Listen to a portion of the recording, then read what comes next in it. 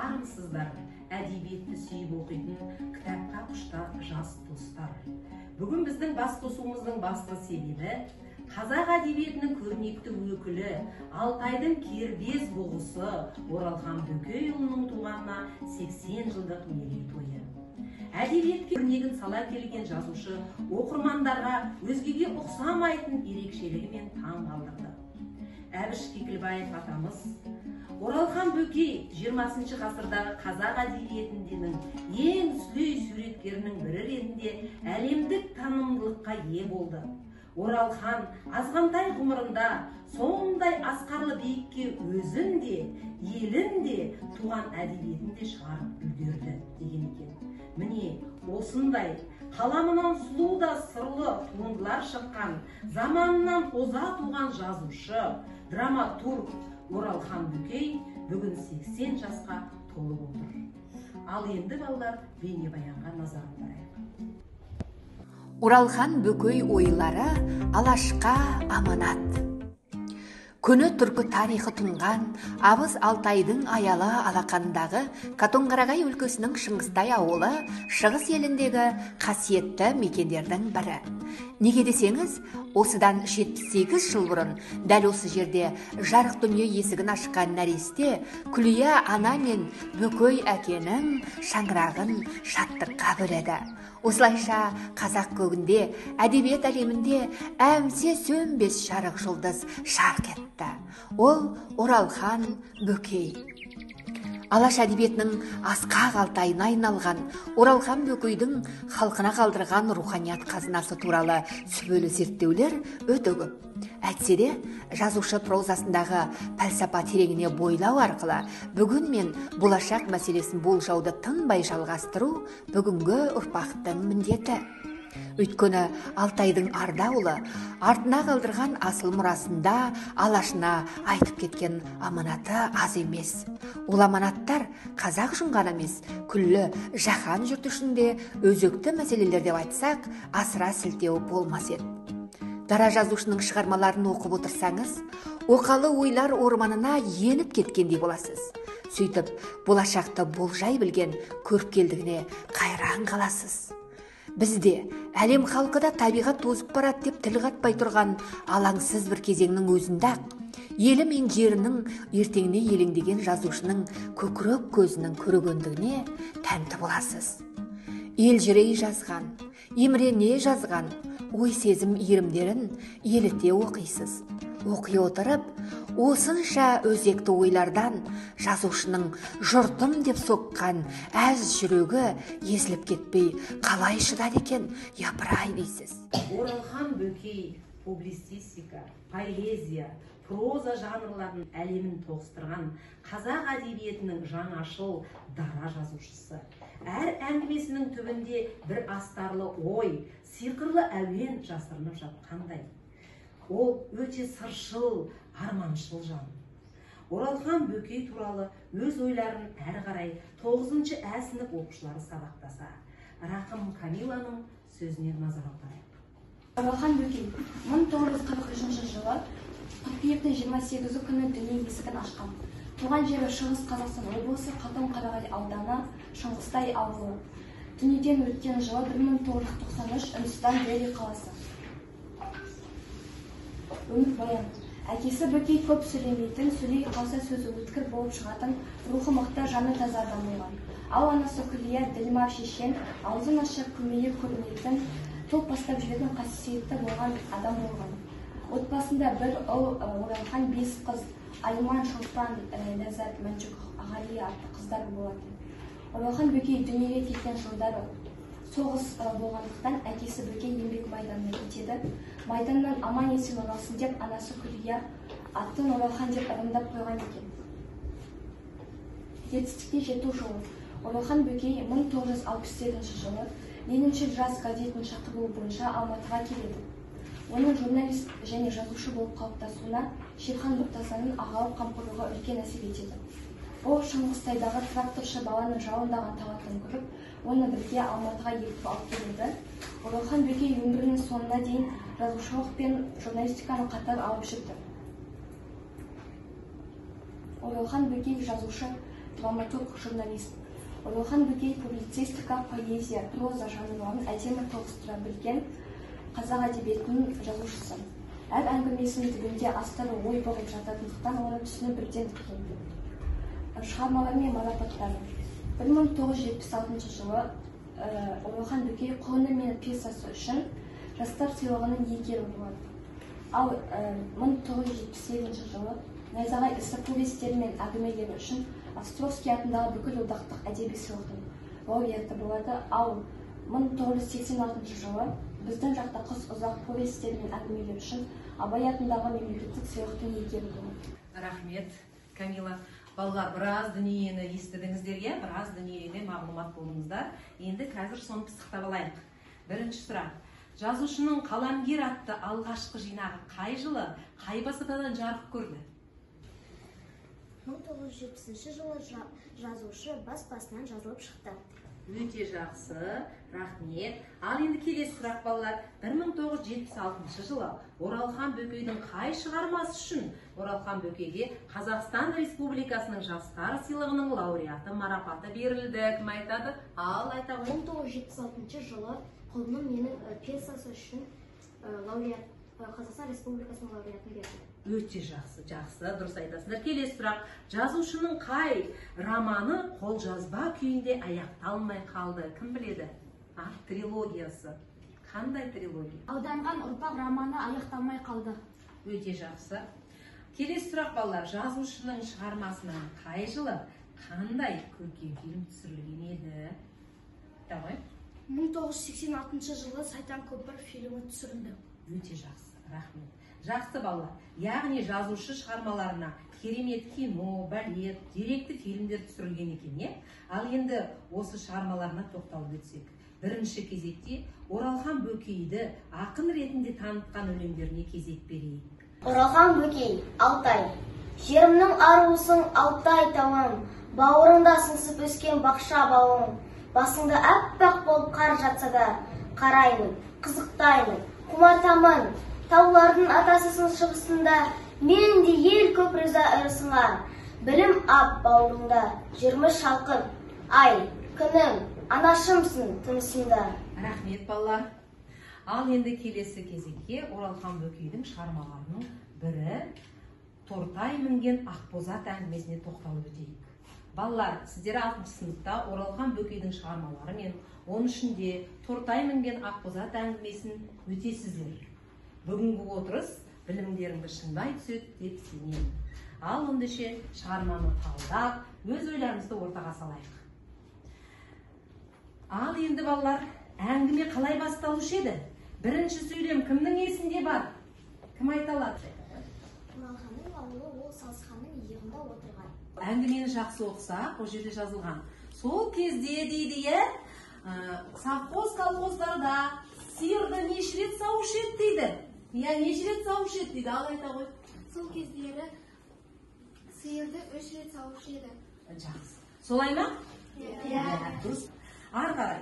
Автор шығармада Тортайды қалай суреттейді, ол қандай бала дейді? Кәне айтады?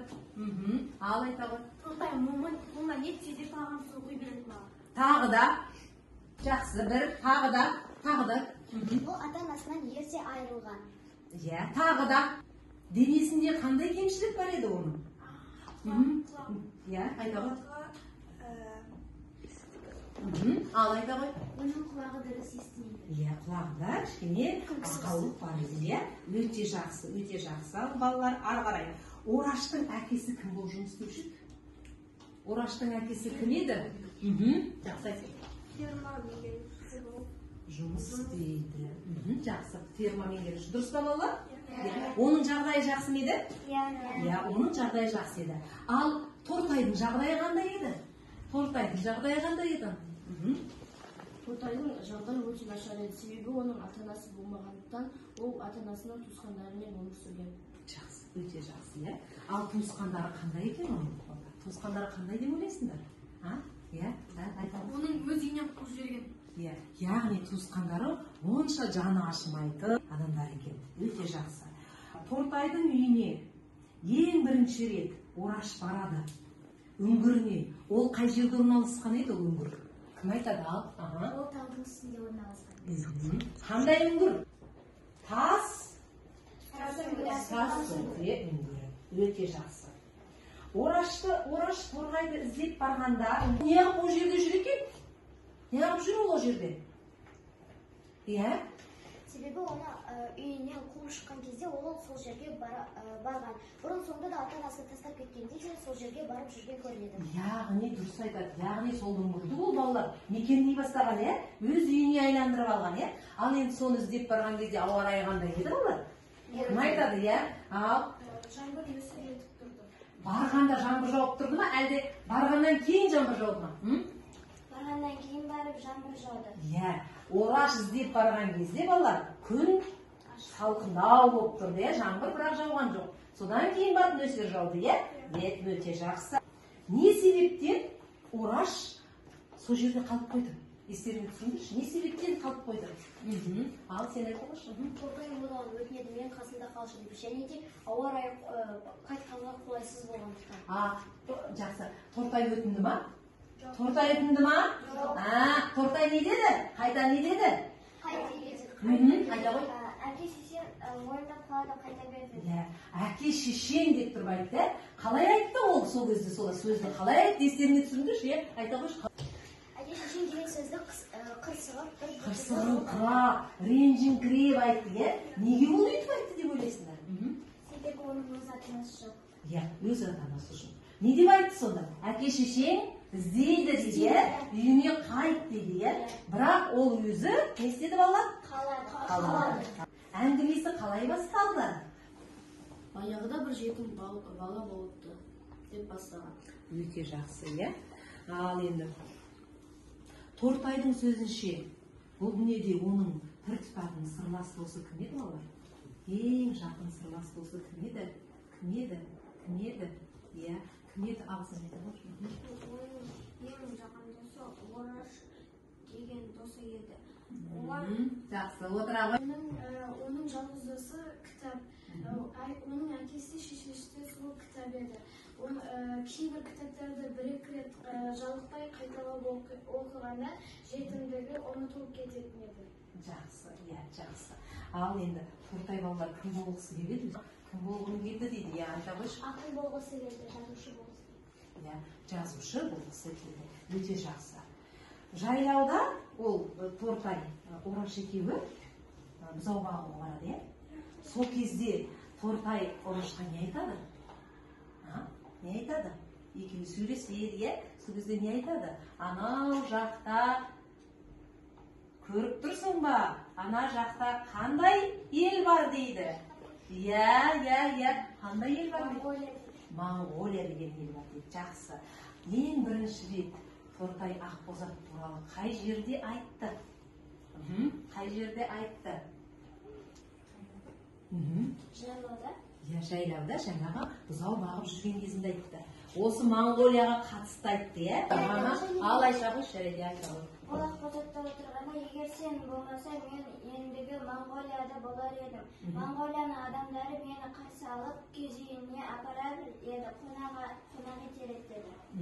Және де Ақбозат туралы не айтты? Ал айта қой. Егер де біз солай қарай барғанда, Моңғолияда бізге бір-екі Ақбозат атып беріп, және де ол ат беріп, сол жерде бізге бір қыздарымызды алдымызға алып беретін еді дейді. Алып беріп, біз не істер едік дейді балалар? Біз не істер едік дейді? Ауылға қайтатын едік. Сол кезде жайлаудағы сиырларды бізге беретін еді деп айтады. Жақсы, ең бірінші армандаған Ақбозаты ол Моңғолиядан мініп келмекші болған Ақбозат екен, иә? Өте жақсы балалар. Ал енді екінші рет Ақбозатты қай уақытта айтты? Түсіне кірді ғой? Түсіне не кірді оның? Ол түсінде көк өгізі арғымақ болып жер тарпып кісінеп тұрды. Сонда не деді? Ораш не деді? Тортай, сен түгі сол Ақбозатқа мінесің деді шын көңілмен. Сонда Тортай не деді? Иә, мен мінем Ақбозатқа деді ма? Жоқ. Жоқ, не деп айтқан екім есіне түсіреміз? Қайдан білейін, әкем марқұмның тақымы қотыр тайға тимей кетіп еді, қайдан білейін деді. Өте жақсы, е. Ал енді балалар, күз түсіп, балалар оқуға кететін кезде, Ораш, Тортаймен қоштасып кетеді. Сол кезде Тортай Орашқа не береді? Өзінің ең сүйікті кітабын береді. Жақсы, өзінің ең сүйікті кітабын береді де не дейді? Не дейді? Мен мінбеген ақбозатқа сен мінші. Мен көтерілмеген биікке сен көтерілші дейді. Өте жақсы, е. Сонда сонымен ол не беріпті? Қолына не сыйлыққа берді? Өзінің сүйікті кітабын берді. Өте жақсы, өзінің сүйікті кітабын берді. Сонымен біраз жыл өтті, балалар, біраз жыл өтті. Ораш оқуға кетті, жақсы танымалы адам болды, Ауылына бір барғанда Тортай туралы не естіді, балалар? Не естіді Тортай туралы? Жақсы. Сонымен Тортай үйленді ма сол кезде? Үйленді ма? Алып қойшы. Тортай үйленем деген кезінде оны үйленбей қалыпты. Қыздың әкесі Тортайдың құлағы естімейтінін біліп, оны үйден ит құсап қуып шығыпты. Өте жақсы, өте жақсы. Солай естіпті, жақсы отырау. Ал екінші рет барған кезде Тортай туралы не естиді, Ораш? Тортай үйленген деген 3 баласы бар, ауылда қойбаға деген. Өте жақсы. Сондай мәліметтер естиді. Сонымен жылдар өтеді. Одан кейін біраз уақыт өткен соң Ораш қайтадан үйіне барады, ауылына барып демалады, Сол кезде кім келеді? Тортай келеді. Жақсы, Тортай келеді. Сол кезде Тортай келгенде Ораш алдынан жүгіріп шыға ма? Жоқ, өйткені ол ұйықтап жатады. Жақсы, демалып жатады. Жақсы. Сонда Тортай кіммен сөйлеседі? Ораштың анасымен сөйлеседі. Не деп сөйлеседі? Ораш, Тортай деген жақсы бала, біз ол сияқты бола алмаймыз. Мен одан қолын алайын деп едім. Дейді, қойнына не тығып кетті? Кішкентай кітабын, соған қол қойдырып алайын деп келетін дейді. Ол өте керемет адам ғой дейді. Сонда Ораш не ойлап жатады, балалар? Не ойлап жатады? Ұялып жатады. Ұялып. Ыңғайсыз сезінеді. Не себептен ол ыңғайсыз сезінеді өзін? Не себептен ыңғайсыз сезінеді? Өйткені өз мінбеген биікке өз мінген үшін ұялады. Осымен әңгімеміз аяқталады, балалар. Дұрыс қой, ал енді осы әңгіме жөнінде өз ойларыңды айтыңдаршы. Егер де Тортайдың әке-шешесі тірі болғанда, Тортайдың тағдыры осындай болатын ба еді, қалай ойлайсыңдар? Жоқ, олай болмас. Әкесі, шешесі бар бала мен әке-шешесі жоқ баланың айырмашылығы бар ма екен, балалар? Айырмашылығы бар екен. Қандай айырмашылықты көрдіңдер енді сендер? Қандай айырмашылық көрдіңдер?